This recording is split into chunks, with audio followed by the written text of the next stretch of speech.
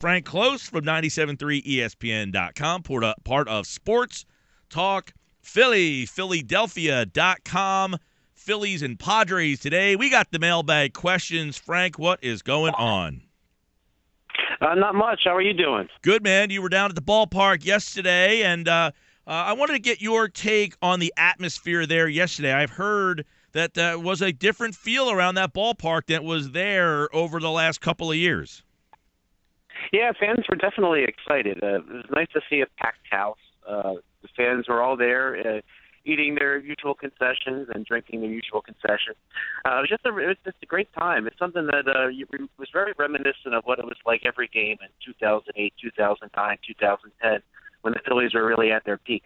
So you get a sense that the fans are buying into this young team, that they're going to be there with them. I'm not suggesting that the attendance is going to be great this year, but that people have finally flipped the switch from apathy to, all right, I'm willing to give you a shot here. Yeah, there's a real difference with coming to the ballpark and knowing you're going to see Aaron Nola pitch, knowing you're going to see Maikel Franco, and knowing you're going to see Jared Eichhoff. Think about a few years ago as maybe 2013, 2014, where the injured Phillies core wasn't playing, and you had to see the likes of pardon me, choking a little bit. The likes of think of all the different utility players they've had over the years filling in. Basically his first name, like Betancourt, playing a shortstop, playing games at first base because Ryan Howard was out. So really, this is on the upswing, and people really like these young players. And even though the team isn't good yet, there's still a lot for them to get behind. All right, Frank Klose has the mailbag. You can send him questions at Frank Klose with a K, 973 on Twitter. And let's jump into some of the questions that came your way this week. Frank, Wiffle Ball 1, that's a great Twitter handle, by the way, wants to know how many home runs can we expect from Ryan Howard in his final season in Philadelphia? I think he's going to give you a similar output to what he did last year, which would probably be in the mid-20s. He may be at the upper end of the 20s if he gets hot for a while. Could be at the lower end. Now, he might get some extra at-bats now that the Phillies seem to be putting Darin Ruf back into the outfield, and which might give him some of those platoon at-bats that Ruf would have had. So I think he's still going to connect for some home runs, and his batting average might not be what it used to be, but he still has the power. He's still nice and strong, and he will connect. I want to ask you about Ruf real quick. They did this last year with Cody Ashe. They played him at third base during spring training with Franco, knowing that he was pushing him, and gave him no reps in the outfield. It seems that a similar situation has come up where they didn't think at all about using Ruf in the outfield during spring training, and I kind of find that to be very overlooked again by this team, that they had a guy that, hey, there's a possibility we could use you in the outfield at some point during the season, and then never put him out there during spring training. Yeah, it does seem a little bit odd. I think at first when Aaron Altair went down, there wasn't the need to put Ruf in the outfield. And then Cody Ashe, they sort of expected him to work his way back. And then at the end of spring training, they realized that he wasn't going to be able to make it back. And I think at the time, they were just really looking to see who else, Cedric Hunter and David Lowe, might make the roster. So they were getting all the reps in the outfield, and Tyler Goodell, the Rule 5 pick, because of the value that they were hoping to see what they could bring to the ball club.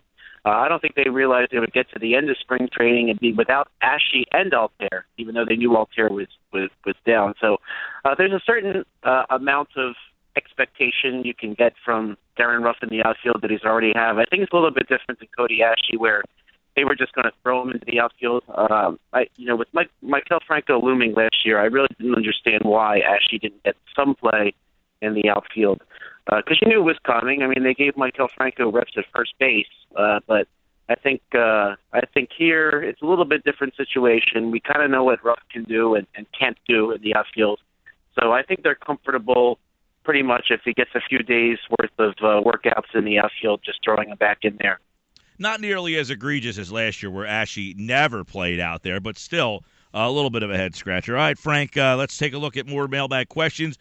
This is a good one here from Forever Fan 16, Forever with a P. He wants to know who will be the first player brought up from AAA Lehigh Valley. We're like 1 week into the season, and people already want to see some moves from AAA coming on up. So I think it's a fair question, though, with this team that has a lot of bullpen issues, not a lot of outfield depth. So who could be a guy that could be the first guy up? My money would be on Andrew Bailey just because he has his May 1st opt-out date. Now, he did get to pitch one inning thus far. One thing about the AAA Lehigh Valley is they had a 4-game series scheduled in Syracuse, New York, and thanks to the terrible weather up there, they had to completely scrap the series. And what they did was they had a doubleheader at Coca-Cola Park in Allentown to try to make up 2 of the games. And then when they did that, they were only able to play 2 7-inning games. So instead of 36 innings, they're only 14 innings in. And so we really don't get to see we haven't gotten to see just what these young players can do or players like Bailey can do. Now, they did pull the starter after 5 innings to make sure that both Andrew Bailey and Luis Garcia got to pitch, which is, a lot of people were asking me why Adam Morgan would only go 5 innings, even though he only gave up 1 run. Well, they really wanted to see what type of bullpen arms they have. So it looks like the Phillies are conscious that they might need to dip down to AAA soon, and the fact that they would pull out of Morgan after just 5 innings might be an indication that they really want to see what the relievers at AAA are doing, and Bailey will get all the looks that they possibly can give him before May 1st to see if he's somebody that can help them on the major league level. Do they got any young guys down there? A lot of the guys we're talking about seem like these older guys who are coming off of injuries. Is there a younger guy to keep an eye on? I mean, really, there isn't. I mean, they have Elvis Araujo, and they have Luis Garcia, and then they have Andrew Bailey. Part of the reason why they probably won't dig deeper than that is that they have 40-man roster spots locked up right now. So if you want to take somebody who's not on the 40-man roster, then you're going to really be damaging yourself perhaps in other areas because you have to let somebody go from your organization in order to make room for whoever it is. So I think you're not going to see anybody other than those 3 anytime soon because they're really trying to let the young players develop, and they won't bother with them if they don't absolutely have to. But they will take a look at the likes of Araujo, Bailey, and Garcia first. Probably Bobby LaFramboise, he's still down there. Maybe they could grab him. And if barring an injury to a starter or something, I think Adam Morgan's the obvious one to come up, but I think they're going to let him continue to start. They're not going to try to grab him for the bullpen just yet. So really, we're probably just going to look at those names that we already know. David Buchanan's still there and on the 40-man roster. So my thought is they grab one of them before they try to mess with anybody's development. Frank Klose is with us, of course, over at 97.3 ESPN.com, Philadelphia.com. Check out their Phillies coverage over there, part of SportsTalkPhilly.com. And, Frank, the offense from the outfield has been hideous so far. Cedric Hunter, Tyler Goodell. Odubel Herrera has been maybe the one guy out there, but do we anticipate this? And, by the way, Peter Bourjos is hitting 190. Can the Phillies outfield produce? That's a question from Ray, and I think all of the Phillies fans out there. Yeah, right now they're very, very thin. Now, they expected to have FTR out there, who could be a 20-home run guy. They expected to have Yashi at least in a reserve role and perhaps as part of a platoon playing against righties, which, of course, is most of the time, and he's something. But right now they're in a really tough spot in the outfield with the offense. Now, Peter Bourjos was never an offensive player, really, for most of his career. He had one really good season with the bat, but generally, if the last years are an indication, he's only going to hit around 200. But at least you know what you have there. Luckily, Odubel Herrera did sort of hit his way out of that funk that we were talking about last time we talked.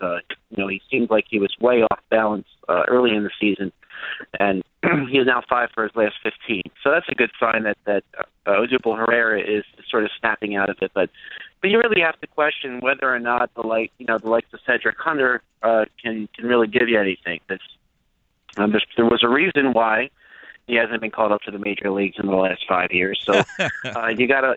I mean, he hit well at AAA, but we're not down there watching him every day. Their scouts are. Maybe they only see him, not hitting good pitches. That as kind of a veteran minor leaguer, he knows that he can take advantage of, but that doesn't necessarily translate to success in the major league. So, I think they're going to give Hunter some more time. Will Venable, he's in AAA. He's got 5 at-bats so far. Yes, he doesn't have a hit yet. But again, the AAA roster was really shaken up thanks to the cancellations. Yeah. But really, there's no clear option to go down to AAA and grab, which is why they're going to give Darin Ruf a shot.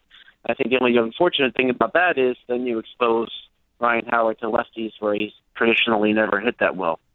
Frank Klose is with us. By the way, the Phillies 5 back in action tonight against the San Diego Padres. They took 2 out of 3 against. They got a 4-game set now against the Padres. Behind them are the Braves, 0-6.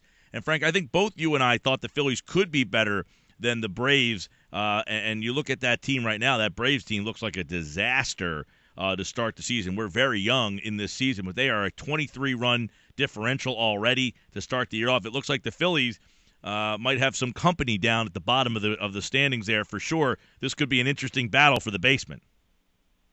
Yeah, it sure will be. If you look at the Braves website right now, when you look at the depth chart that they have listed, they do not even have a 5th starter listed as of yet. And who that's going to be, who knows? The Phillies, they can throw out there some nice young starters that you feel really good about going forward. But you look at the Braves, they only have Julio Teheran pitching of anybody that you would recognize. You'd recognize Bud Norris. Again, he's been around. But the Braves really don't have on the major league roster right now a lot of those young, promising players that the Phillies have at the moment. We can look at the Phillies roster and see Maikel Franco, right? So that's reason to be excited, right? But in terms of quality on the field, while their Phillies are playing the likes of Maikel Franco, the Braves are trading away Andrelton Simmons and playing Eric Ibar, who has traditionally been a very nice major league player, but he's probably on the downside of his peak at this time, and he's sort of a placeholder and doesn't have that real ceiling. So looking at the Braves lineup, I mean, there's really nobody that really scares you. Now, Freddie Freeman, he's still there. They did not trade Freddie Freeman. Who knows if they will or not? But Freeman, if he could be a great hitter, but if there's nobody else in the lineup, they're not going to pitch to him. So kind of the Maikel Franco syndrome here, where people are concerned that Franco doesn't have a lot of protection, and that could strain his growth. But we'll see. I mean, obviously the Phillies have struggled to score runs as well, Frank. But however, it's been fun to watch the pitching. Hellickson's been great. Nola pitched pretty well yesterday. Morton not so well. We'll see him tonight. Jared Eichhoff, I thought, threw really well. At least the Phillies have a couple of guys in that rotation that's worth tuning. And Velasquez, by the way, I missed maybe the best one, and I saw you tweet out over the weekend. The reason they made that deal for Giles, you just watched them pitch on Saturday afternoon or Sunday afternoon, I guess it was. Right, and I don't want to overreact. We don't want to anoint him as the best trade ever in the world. But I think fans really got to see some of the tools that Velasquez has, and then it kind of makes sense why they would trade Ken Giles, because you do see somebody with some really good tools to be a major league pitcher. Now if he can sustain them, and again the thing that we were talking about, can he pitch deep into games? That remains to be seen, but I think a lot of Phillies fans that were perhaps disappointed in the Ken Giles trade at first, they watched him pitch and thought, because he's got the lively fastball, and it was really on display against the Mets. Sure was. He's Frank Klose at Frank Klose with a K, 973. Check out the Phillies mailbag, and of course every Tuesday we answer your mailbag questions right here on the Sports Bash 97.3 ESPN. Philadelphia.com has more Phillies coverage for the baseball season. It's the Phillies and the Padres today, part of sportstalkphilly.com. Thank you, Frank. Thank you, Mike.